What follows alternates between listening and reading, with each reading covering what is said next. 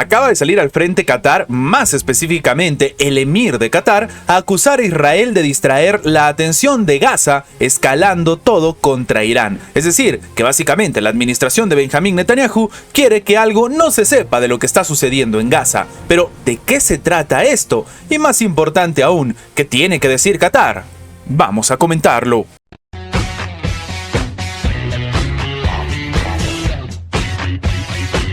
Tras el ataque de Irán a Israel, el emir de Qatar, el jeque Tamim bin Hamad Thani, ha dialogado con el presidente iraní Ebrahim Raisi y acusó a Israel de estar intensificando las ofensivas para poder desviar la atención realmente de sus acciones en Gaza. Esto ha sido comunicado por la agencia iraní ISNA. ¿Qué sucede? Según ha dicho el propio Thani a Raisi, en una muestra de apoyo, el régimen sionista está tratando de desviar la opinión pública mundial de sus crímenes de Gaza, haciendo que la situación sea tensa. Estas son palabras de, como hemos dicho, el emir de Qatar. Cualquier acción de Israel o sus aliados que se considere contraria a los intereses de Irán se enfrentará a una respuesta severa, extensa y dolorosa. Esto es lo que ha dicho el príncipe iraní Ebrahim Raisi al propio emir el día después de que Israel dijera que iba a responder a los ataques sin precedentes con aviones no tripulados y misiles de Teherán durante el fin de semana. La agencia estatal de noticias ha comentado además, estamos hablando de la agencia iraní,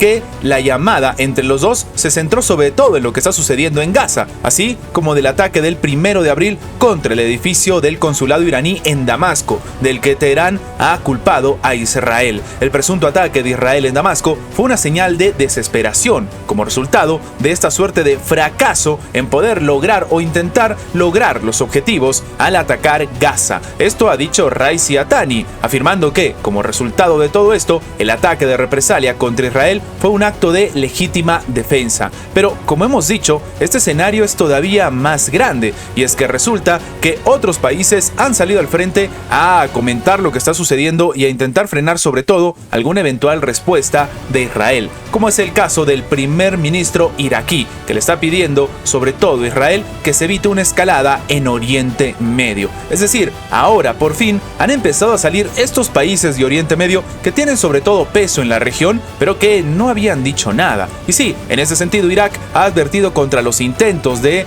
intentar desencadenar en una gran guerra en Oriente Medio y ha pedido a los países de la región que muestren moderación. Esto ha declarado el propio primer ministro del país, Mohamed Shia Sudani, tras la escalada de tensiones entre Israel e Irán.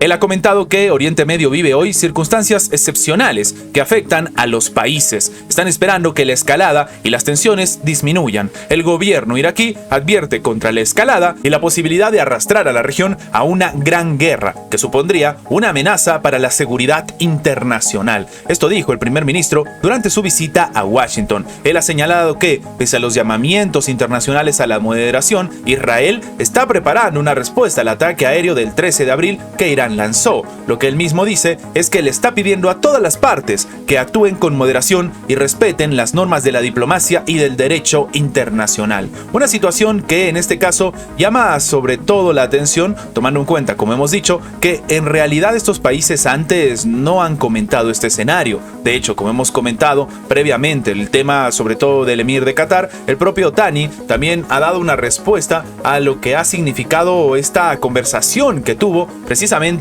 con el presidente de Irán. Y él ha dicho que la gran confianza mutua de ambos países, es decir, de Qatar y de Irán, y evidentemente una promesa que Qatar extiende es para seguir apoyando a Irán y la causa palestina en todas las circunstancias. De nuevo, esto llama la atención porque antes no se había hecho, y ahora que Irán ha tenido un rol más protagónico o al menos un poco más, por así decirlo, activo en este escenario, llama la atención como otros países de Oriente Medio salen a comentar el escenario. Precisamente como estábamos comentando, este escenario tan complicado en el cual el emir de Qatar y diferentes países de Oriente Medio han dicho que la administración de Israel está usando como si fuera el ataque de Irán una suerte de pantalla de humo para cubrir una situación o las diferentes acciones que se están cometiendo en la Franja de Gaza. Precisamente la agencia de la Organización de las Naciones Unidas para los Refugiados Palestinos en Oriente Medio ha informado que ha hallado bombas sin explotar en escuelas y caminos de Yan Yanis. Lo que llama la atención es que han sido puestas ahí tras la retirada de las tropas israelíes de la ciudad de la Franja de Gaza.